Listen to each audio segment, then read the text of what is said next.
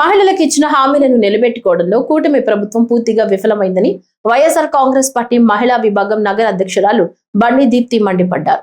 కడప నగరంలో వైఎస్ఆర్ కాంగ్రెస్ పార్టీ కార్యాలయంలో మహిళా అధ్యక్షురాలు దీప్తి రెడ్డి కూటమి ప్రభుత్వంపై తీవ్ర విమర్శలు చేశారు.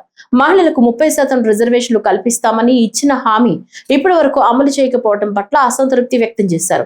మహిళలకు ఇచ్చిన హామీలను నిలబెట్టుకోవడంలో ప్రభుత్వం విఫలమైందని ఆరోపించిన ఆమె తక్షణమే 30% రిజర్వేషన్లు అమలు చేయాలని డిమాండ్ చేశారు. లేని పక్షంలో మహిళలు పెద్ద ఎత్తున ఆందోళనలు చేపడతారని హెచ్చరించారు. మహిళలకు కేటాయించిన 33% రిజర్వేషన్ మీద జరుగుతుంది. దీన్ని జగనన్న తరపున వైఎస్ఆర్ కాంగ్రెస్ పార్టీ తరపున మేమందరము సమర్థిస్తున్నాము. మేమందరం ఈరోజు ఈ బిల్లు ఈరోజు కొత్తగా వచ్చింది కాదు. నిజంగా చెప్పాలంటే జగనన్న నడిపిన 5 ఏళ్ల పరిపాలనలో 33 కాదు కదా 50% రిజర్వేషన్ ఇచ్చి ఒక కార్పొరేషన్ ఎలక్షన్స్ నుంచి స్థానిక సంస్థల ఎలక్షన్స్ అన్నిటిలోనూ మహిళలకు అత్యుత్తమైన స్థానాన్ని కల్పించింది జగన్మోహన్ రెడ్డి గారు.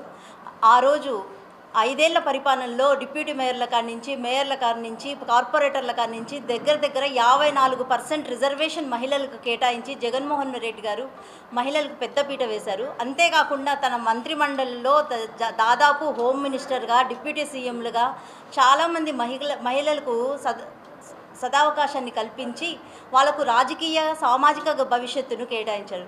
దీనికి తోడు జగనన్న ఇంప్లిమెంట్ చేసిన చాలా వరకు పథకాలలో అమ్మఒడి కానీ స్త్రీ చేయూత కానీ